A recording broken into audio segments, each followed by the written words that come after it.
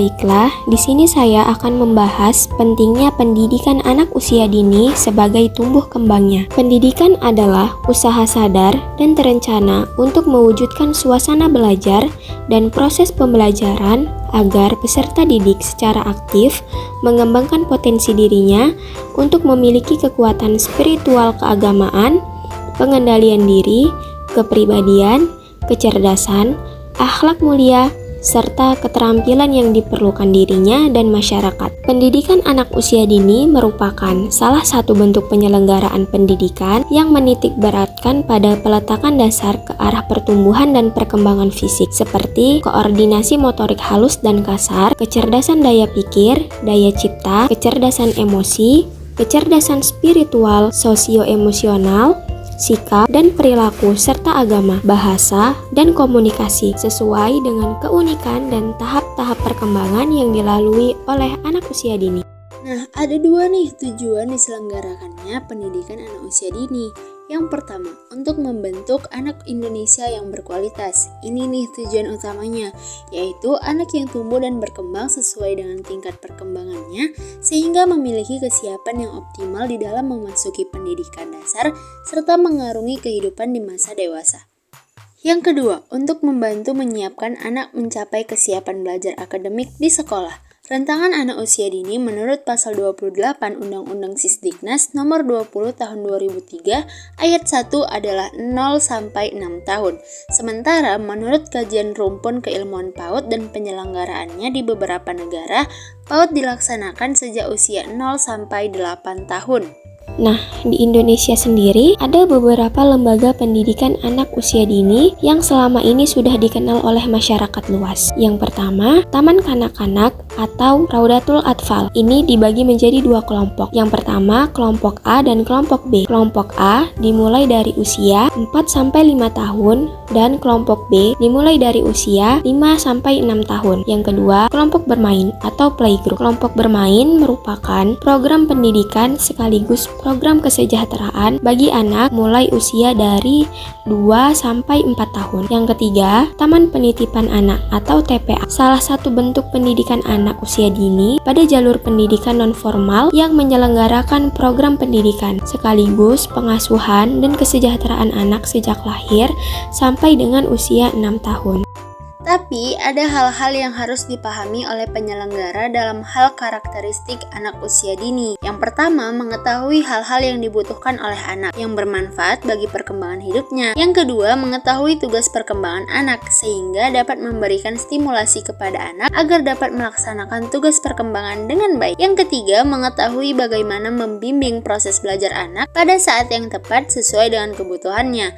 Yang keempat, menaruh harapan dan tuntutan terhadap anak secara realistis. Yang kelima, mampu mengembangkan potensi anak secara optimal sesuai dengan keadaan dan kemampuan.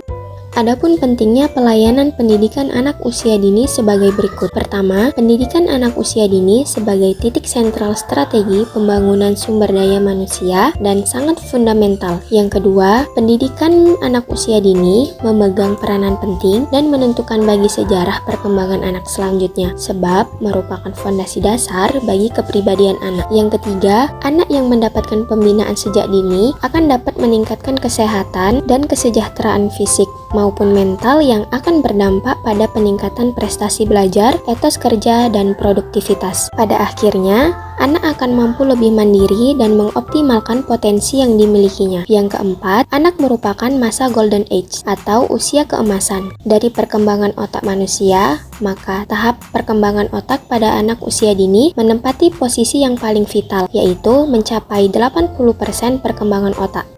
Menurut Montessori, ada beberapa tahap perkembangan yang perlu diperhatikan. Pertama, usia sejak lahir sampai usia 3 tahun, anak memiliki kepekaan sensoris dan daya pikir yang sudah mulai dapat menyerap pengalaman-pengalaman melalui sensori. Yang kedua, usia setengah tahun sampai kira-kira 3 tahun, mulai memiliki kepekaan bahasa dan sangat tepat untuk mengembangkan bahasanya. Yang ketiga, masa usia 2-4 tahun, gerakan-gerakan otot mulai mulai dapat dikoordinasikan dengan baik untuk berjalan maupun untuk banyak bergerak yang semi rutin dan yang rutin, berminat pada benda-benda kecil, dan mulai menyadari adanya urutan waktu seperti pagi, siang, sore, dan malam. Selanjutnya, peranan keluarga. Keluarga sangat berperan penting dalam pendidikan anak usia dini karena keluarga adalah institusi pertama yang melakukan pendidikan dan pembinaan terhadap anak. Di sanalah pertama kali dasar-dasar kepribadian anak dibangun dan dibimbing. Demikian pula dengan pengajaran perilaku dan budi pekerti anak yang didapatkan dari sikap keseharian orang tua ketika bergaul dengannya. Bagaimana anak diajarkan